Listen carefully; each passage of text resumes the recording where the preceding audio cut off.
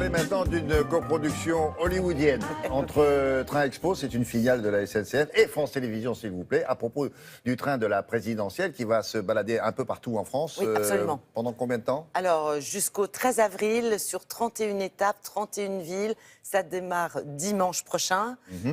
Ça sera ouvert au public à partir de 10h du matin. Ça sera inauguré dans le journal de 20h de France 2, parce que France 2, comme Radio France, comme les médias de service public, est partenaire de cette exposition. N'oublions pas notre partenaire l'INA aussi. Alors, cette exposition... Elle est gratos, hein? Ah oui, elle est gratuite.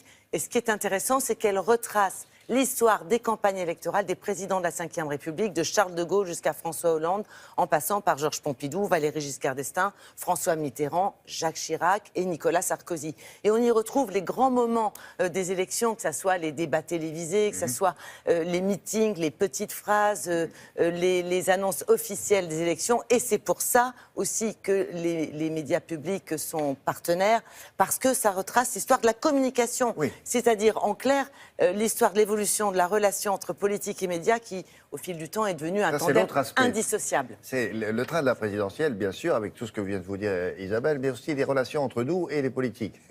Et là, ça devient rigolo, non? Ça devient rigolo et ça a énormément évolué. Alors, ce train, comme tous les trains de la filière Train Expo événements, est mis en place à la gare de triage de Villeneuve-Saint-Georges. Donc nous avons voulu vous offrir une petite visite guidée en avant-première alors que l'installation se finalisait. Regardez. La France, c'est tout à la fois. J'ai dit que je voulais regarder la France au fond des yeux. Je suis le candidat de la gauche. On a conçu ce train comme une machine à remonter le temps de notre vie démocratique. Ce train propose vraiment l'historique de l'élection présidentielle de 1958 à nos jours. Et au travers des 3 voitures, expositions, on remonte à la fois toutes les grandes dates chronologiques des différents septennats et quinquennats. Et puis on aborde aussi les grands thèmes et la manière dont les médias ont traité l'élection présidentielle. Le général de Gaulle fait son premier discours à la télévision et c'est une véritable catastrophe. C'est une telle catastrophe que Marcel Bleustein-Blanchet, qui est le grand publicitaire de l'époque, dit « Mon général, c'est absolument impossible, il faut prendre des cours ». Et le général prend des cours avec les sociétaires de la Comédie Française. C'est pas la gauche, la France. C'est pas la droite, la France. Monsieur Pompidou, 57,7%. Georges Pompidou décède en 1974, avant la fin de son mandat. Et on retrouve donc un président par intérim, Alain Poher, aujourd'hui pratiquement oublié, qui pour la 2e fois de sa vie devient président de la République par intérim. Après la démission du général de Gaulle, et puis ensuite à la mort de Georges Pompidou. Vous n'avez pas, monsieur Mitterrand, le monopole du cœur. Dans le débat de 1974, Giscard d'Estaing dit à Mitterrand « Je connais bien Clermont-Ferrand, mais vous aussi d'ailleurs ». Et personne ne comprend cette petite phrase. Pourtant, il faut savoir que la compagne cachée de M. Mitterrand habitait Clermont-Ferrand. C'était Mme Pajot. 5, 4, 3, 2, 1. François Mitterrand est élu président de la République. 1988, débat Mitterrand-Chirac. Ce soir, je ne suis pas le Premier ministre et vous n'êtes pas le président de la République. Nous sommes 2 candidats. À égalité.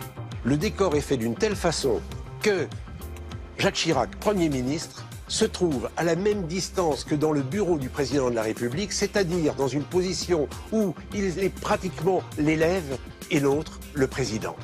Et ça le déstabilise. Vous me permettrez donc de vous appeler Monsieur Mitterrand. Mais vous avez tout à fait raison, Monsieur le Premier ministre.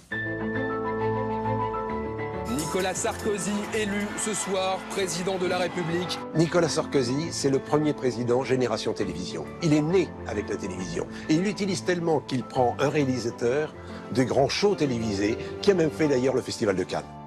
Sous François Hollande, la télévision est devenue l'instrument de la communication. Et le président de la République ne fait plus de communiqué de presse. Il intervient directement. Et on l'a vu dans tous les événements que nous avons pu connaître durant son quinquennat.